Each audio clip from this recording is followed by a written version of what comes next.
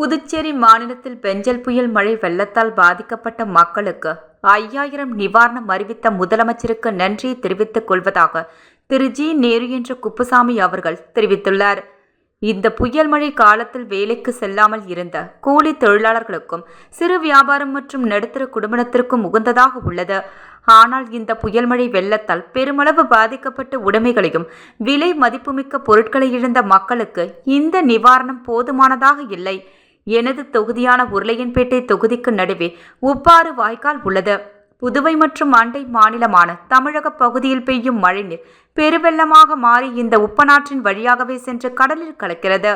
புதுச்சேரி மற்றும் அண்டை மாநிலமான தமிழக பகுதிகளான மொரட்டாண்டி, பாட்டனூர், ஜீவாநகர், பூத்துறை, நாவர்குளம், மாட்டுக்காரான்சாவடி மற்றும் புதுச்சேரியின் கோரிமேடு, சாரம், கனகன் ஏரி, இந்திரா காந்தி சிக்னல் ஒட்டிய பகுதிகளில் இருந்து வெள்ள நீர் காட்டாற்று வெற்றமாக வந்து உப்பனாற்றில் கலந்து எனது உருளையன்பேட்டை தொகுதியின் இரு பக்கங்களில் இருக்கும் உப்பாற்றின் கிழக்கு பகுதியான கோவிந்தசாலை, முடக்கு மாரியம்மன் கோவில் தெரு, அந்தோனியர் கோவில் தெரு, சின்ன பொய்கை, குடிசை மாற்று வாரியத்தின் பகுதியான அரசு குடியிருப்பு பகுதிகளின் தெருக்கள், நேரு நகர், பாரதிதாசன் வீதி, சகாயமாதா பாடசாலை வீதி, குபேர் நகர், வாஞ்சிநாதன் வீதி, சுப்பிரமணிய சிவா வீதி, காமராஜர் வீதி மற்றும் உப்பனாறு வாய்க்காலை ஒட்டிய மேற்கு பகுதியான கென்னடி நகர், சுப்பராயப்பிள்ளை சத்திரம், சாரதி நகர், சாந்தி நகர் விரிவாக்கம், இளங்கோ நகர் விரிவாக்கம், ராஜா நகர், அருந்ததி நகர், முத்தமிழ் நகர், ஐயனார் நகர் போன்ற பகுதிகளில் வெள்ள குடியிருப்புகளில் புகுந்து தரைத்தளத்தில் உள்ள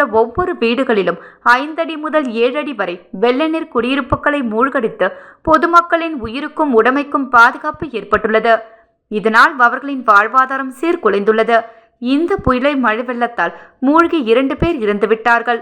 தரைத்தளத்தில் வசித்த 5000க்கும் மேற்பட்ட குடும்பத்தினர் உடைமைகளான ஃப்ரிட்ஜ், வாஷிங் மிஷின், டிவி, கட்டில், மெத்தை, கம்ப்யூட்டர், லேப்டாப் போன்ற கணினி சாதனங்கள், sofa, mixie, grinder, table fan, அலமாரி, கபோர்டில் இருந்த துணிமணிகள், பாத்திரம் போன்ற ஆவணங்கள், உணவுப் பொருட்கள், மாணவர்களின் பாட புத்தகங்கள், செல்போன்கள் மற்றும் வீட்டின் முன் நிறுத்தப்பட்டிருந்த 2 சக்கர மற்றும் 4 சக்கர வாகனங்கள் ஆகியவை வெள்ள நீரில் மூழ்கியும் அடித்து செல்லப்பட்டும் வீணாகி உள்ளது. இதனால் ஒவ்வொரு குடும்பத்திற்கும் லட்சக்கணக்கான ரூபாய் பெருமானமுள்ள மேற்கண்ட பொருட்கள் சேதமடைந்து வீணாகிவிட்டது. ஆகையால் பெருவெள்ளத்தில் பாதிக்கப்பட்ட குடும்பத்திற்கு அரசு அறிவித்துள்ள 5000 போதுமானதாக இருக்காது. பாதிப்படைந்தவர்களுக்கும் அதே நிவாரணம், பாதிப்படையாதவர்களுக்கும் அதே நிவாரணம் அறிவிக்கப்பட்டுள்ளது. எல்லோருக்கும் ஒரே நிவாரணம் வழங்கப்படுவது என்பது சரியானது இல்லை. இந்த புயல் மழை வெள்ளத்தால் பாதிக்கப்பட்ட பொருட்களை இழந்த தாய்மார்களின் கண்ணீரை காணும் போது பதைபதைப்பாக இருக்கிறது. ஆகையால் தாங்கள் வழங்கும் நிவாரணம் கண்துடைப்பாக உள்ளது. தாங்கள் ஆடு மாடுகளுக்கு நிவாரணம் அறிவித்தது போல இந்த புயல் பெருமழை வெள்ளத்தால் பாதிக்கப்பட்ட புதுச்சேரி மக்களுக்கு வருவாய்த்துறை மூலம் ஆய்வு மேற்கொண்டு சேதங்களை கணக்கெடுத்து பொதுமக்களின் உடைமைகளுக்கான மதிப்புமிக்க பொருட்களின் விலையின் தன்மைக்கு விலை நிர்ணயம் செய்து அந்த பொருளுக்கு இழப்பீடு வழங்க வேண்டும் என்று பாதிக்கப்பட்ட பொதுமக்களின் சார்பாக வேண்டிக் கொள்வதாக திரு ஜி. நேரு என்ற குப்புசாமி எம்எல்ஏ அவர்கள் தெரிவித்துள்ளார்.